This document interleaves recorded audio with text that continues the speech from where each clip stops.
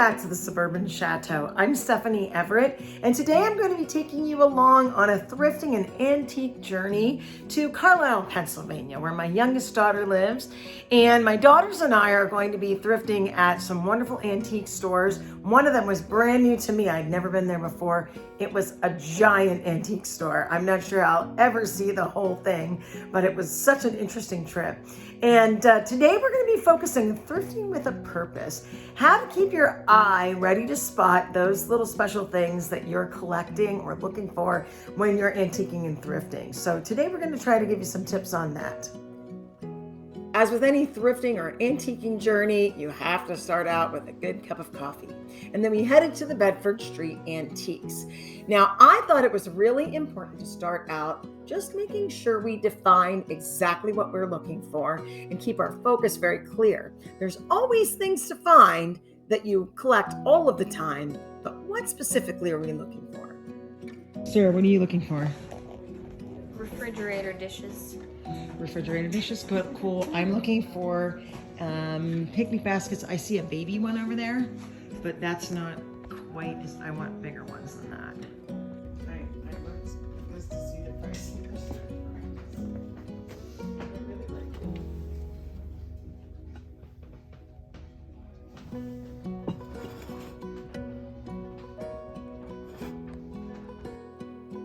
Now, I think we all go through cycles or phases when we're antiquing. There are those things we're always looking for, but then we look for things that are more specific.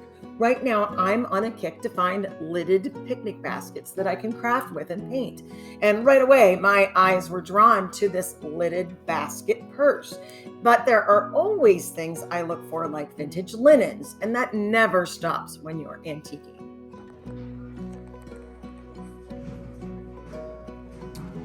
And there's my great grandma Erna's kitchen set for many years. You see that frequently when we're looking.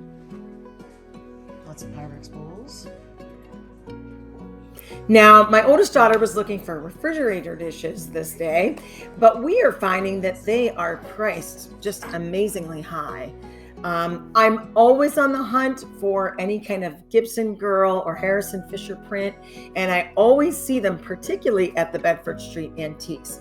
Didn't grab anything today, but did find some picnic basket. Oh, this is where you got the tickets. This one. All right. The bottom one is $12. That's a decent price. If it's in good condition, right? I have to look at the whole thing. And this one is $14. I don't like it as well. That's funny.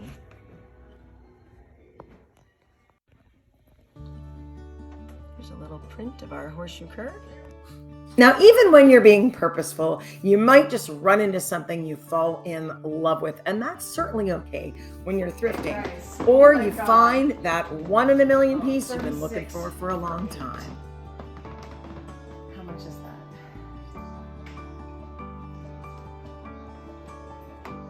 Thank you, Sarah. 36 for 8. What does that work out to be?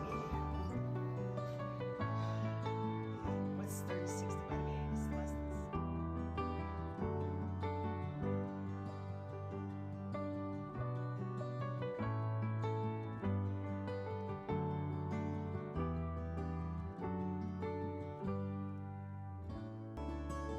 Now, sometimes when you're antiquing, it's easy to become overwhelmed, especially when you're being purposeful, because your eyes are looking so specifically for things that you know you want to find in the antique store. In fact, they say that antiquing wipes you out, just like physically, because you're looking for such specific things. And I think that's what happened here at the Antique Marketplace of Lemoyne.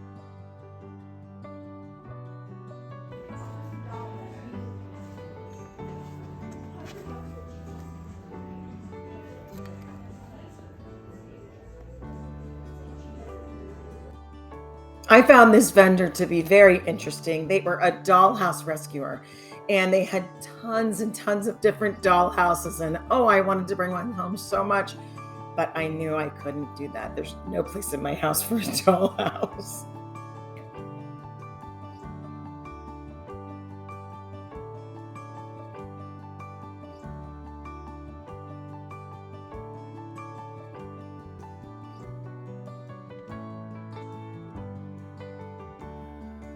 I did pick up a few gems while we were at the Lemoyne Antique Marketplace. The picture was one of them, and this beautiful Stephen Foster commemorative plate.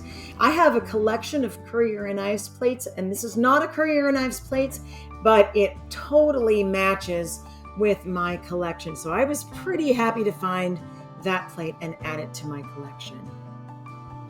Now, I want to recommend the Antique Marketplace of Lemoyne, Pennsylvania to you if you are anywhere near that area and get to see it. It is chock full of hundreds of vendors. Next time we go, we're going to definitely start there and maybe just visit that one place during the day. But they had quite a collection and things that I loved looking at. I just think we got a little overwhelmed because there was just a variety there of offerings. Thanks again for joining me here at Suburban Chateau. Hope you got some great ideas on how you can thrift an antique with a purpose. And thanks again for joining us here at the Suburban Chateau.